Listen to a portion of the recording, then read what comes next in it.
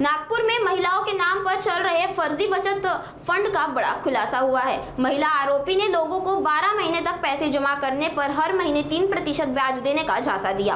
आरोप है कि आरोपी महिला ने फिरियादी समेत कई लोगों को हर महीने पैसे जमा करवाए और महिला बचत फंड के नाम पर कार्ड भी दिए, लेकिन तय अवधि पूरी होने के बाद भी किसी को पैसे वापस नहीं दिए गए। जब पीड़ित महिला पैसे मांगने आरोपी के घर पहुंची तो उसे धमकी भी दी गई। जांच में सामने आया कि दूसरी आरोपी ने भी फर्जी कार्ड बनाकर अलग अलग लोगों से पैसे वसूले। इस पूरे मामले में करीब 10,50,000 रुपए की ठगी की गई। पुलिस ने आरोपियों के खिलाफ मामला दर्ज कर लिया है। फिलहाल महिला आरोपी को गिरफ्तार कर लिया गया है और पुलिस ने अपील की है कि जिन लोगों ने इस फर्जी बचत फंड में निवेश किया है वे मानकापूर थाने से संपर्क करें। मानकापूर पोलीस स्टेशनच्या कार्यक्षेत्रामध्ये राहणारी एक महिला आहे जिचं नाव आहे गीता सुनील धामणे आणि तिची एक सहकारी आहे।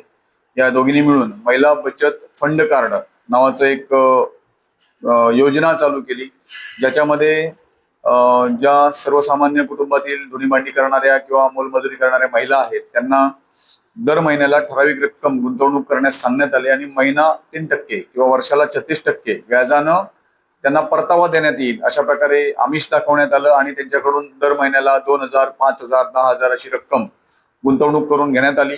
प्रत्यक्षामध्ये जी रक्कम महिलांनी गुंतवलेली होती त्या रकमेचा व्याजासह जो परतावा आहे या आरोपी महिलांनी करू शकलेले नाहीत आणि त्यामुळे आपल्याला तक्रार प्राप्त झाल्यावरून आपण मानकापूर पोलीस स्टेशनला गुन्हा नंबर 157/2026 कलम 318(4) 3 कलम 5 त्याचप्रमाणे MPID कायदा कलम 3(4) प्रमाणे गुन्हा दाखल केलेला आहे। सदर गुन्ह्याची जी कारवाई आहे ती API निशा खोबरागडे आणि त्यांच्या टीमने केलेली आहे।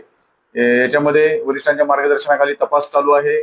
गुन्हा दाखल झाल्यानंतर तात्काळ जी गीता सुनील धामणे नावाची मुख्य आरोपी आहे तिला अटक करण्यात आलेली आहे। तिला न्यायालयात हजर करण्यात आलेलं होतं आणि न्यायालयाने 2 दिवसाची पोलीस कोठडी त्यामध्ये दिलेली होती। पुढील तपास चालू आहे आणि मी मानकापूर पोलीस स्टेशनच्या कार्यक्षेत्रातील नागरिकांना आवाहन करतो की अशा प्रकारे गीता सुनील धामणे किंवा त्यांच्या साथीदारांनी जर अशा प्रकारे महिला बचत फंड कार्ड मध्ये पैसे गुंतवण्यास सांगून जर फसवणूक केलेली असेल तर तात्काळ मानकापूर पोलीस स्टेशनशी संपर्क करावा।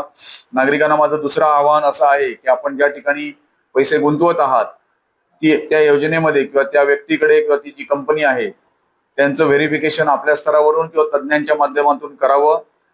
खूप मोठ्या प्रमाणामध्ये आमिष व्याजाचं किंवा परताव्याचं आमिष दाखवून बरेच लोक किंवा कंपन्या किंवा संस्था लोकांना गुंतवणूक करण्यास प्रवृत्त करत असतात आणि त्यातल्या काही संस्था या कायदेशीर मान्यता प्राप्त नसतात किंवा त्यांच्याकडे कुठली वैध परवाना नसतो।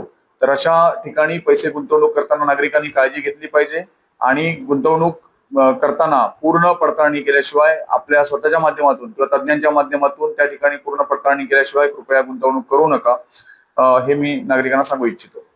आता आपल्याकडे 18 महिलांनी आतापर्यंत तक्रार केलेली आहे आणि 18 महिलांची जवळपास 15 लाखापेक्षा जास्त रकमेची फसवणूक झालेली आहे आणि याच्यामध्ये फसवणुकीचा आकडा त्याचप्रमाणे पीडित महिलांची संख्या देखील वाढण्याची शक्यता आहे।